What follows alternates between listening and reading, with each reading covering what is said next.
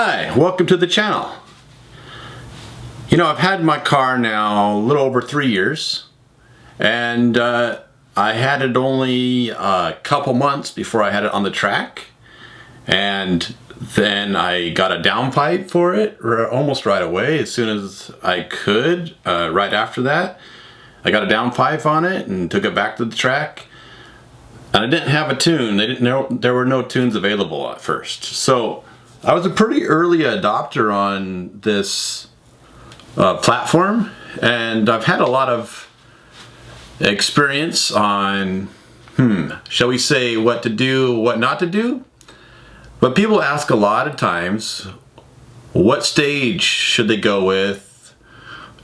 Should they go with a hybrid turbo? Should they go with a big turbo? Should they stay a stock turbo and just do tunes? And I think it depends on what you want to do. I think that's your first choice you need to make. I've talked about this before in a blog post, but talk about it here real quick. I think you need to first decide what your goals are with the car. Weekend warrior, you want to road race it? Do you want to just put it on backcountry roads? Do you want to drag race it at the quarter mile? Do you want to do top end, like half mile racing? What are your goals? So I think those are the first things you have to decide.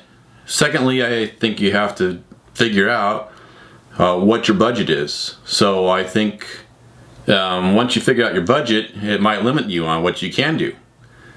You can keep it stock and have a good time with it too. It's not like it's gonna be a boring car by itself, just a stock vehicle.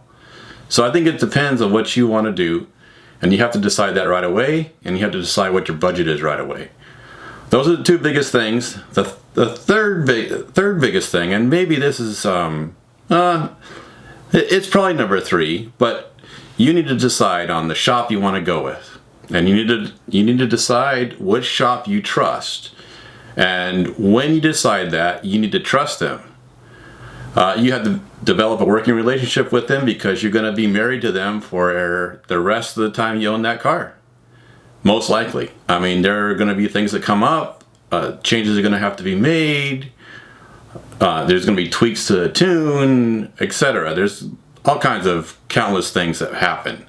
So I think you have to decide and make a good decision on which shop you trust and you want to continue to go back to.